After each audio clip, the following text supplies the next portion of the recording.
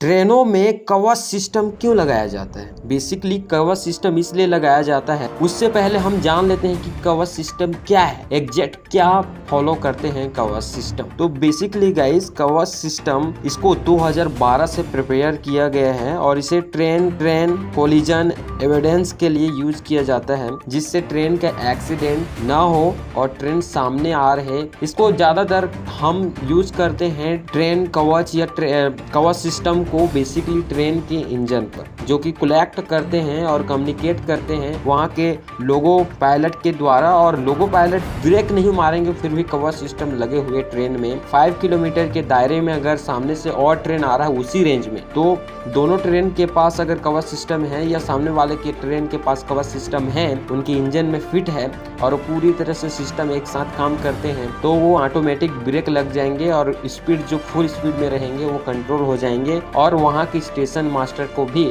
Alert कर दिया जाएगा कि सामने से खतरा है या सामने एक ही रूट में 2 ट्रेनें आ रही हैं, उसको रोका जाए। तो कवच सिस्टम यही है बेसिकली। कवच सिस्टम के और वेल्यूबर है कि इसे 2012 से शुरू में इसको कहा जाता था TCS कवच सिस्टम कहा जाता था 2012 में। अब इसको धीरे धीरे डेवलपमेंट कर रहे हैं। कवच सिस्टम बेसिकली बहुत सस्ता सिस्टम है गाइस। कवच सिस्टम ऐसे है जो कि इंजन में फिट होते हैं और इंजन के सारे वर्क को करते हैं, साथ ही इसको पटरी में भी लगाया जाता है। लेकिन इंडिया के हम अगर कॉस्ट की बात करें, इंडिया में कवच सिस्टम के कॉस्ट की बात करें तो ये है 1 किलोमीटर में 50 लाख यानी कि 50 लाख रुपये लगते हैं। वहीं विकसित देश में यानी कि यूरोपियन कंट्री में 1 किलोमीटर का 2 करोड़ रुपीस लगते हैं। तो इंडिया को कवच सिस्टम में काफ़ी ज़्यादा लाभ भी है और इसको ये सेल भी कर सकते हैं कवच सिस्टम को। कवच सिस्टम में अभी 3 ट्रेनों के एक्सीडेंट के बाद इंडियन रेलवे ने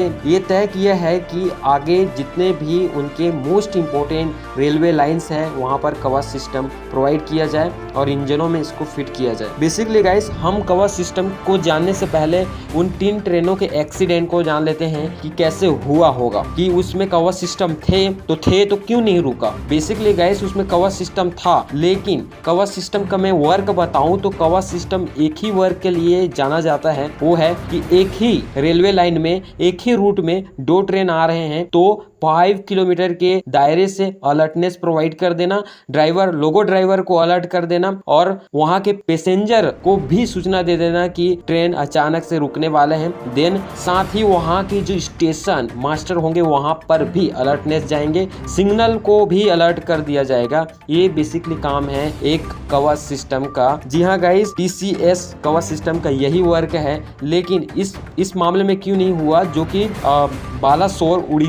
बालासोर डिस्ट्रिक्ट उड़ीसा में जो अभी घटना हुआ 2 जून करीबन रात 8 बजे, वहां पर इसलिए कवच सिस्टम का अप्लाई नहीं हुआ क्योंकि वो दोनों ट्रेनों में नहीं कवच सिस्टम था और कवच सिस्टम होते फिर भी एक दुर्घटना घट सकता था। बेसिकली गाइस क्योंकि वो जो कोरोमंडल ट्रेन थे वो मालगाड़ी से इसलिए टकराया क्योंकि ट्रैक चेंज न होने के कारण मालगाड़ी से सीधा जाकर कोरोमंडल एक्सप्रेस टकरा गया। और वहीं पर साथ ही जो सुपर एक्सप्रेस यानी कि यशवंत सुपर फास्ट एक्सप्रेस गुजर रहे थे, उनके लास्ट बोगीज को हिट किया कोरोमंडल के जो पलटे हुए बोगीज थे वो। तो इस घटना में कवच सिस्टम होते फिर भी अप्लाई नहीं होता क्योंकि ट्रेन ट्रैक चेंज ही नहीं हुआ था गाइस, तो इसलिए नहीं हो पाता और ये घटना घटता भी। तो इसमें हम अपने ट्रेन ट्रैक को और एडवांस बना सकते हैं कवच सिस्टम के अलावा। कवच सिस्टम सिर्फ इंजन को हिट करेंगे, ब्रेक्स लगाएंगे, लोगो पायलट्स को प्रोवाइड करेंगे, बेसिकली यही वर्क है।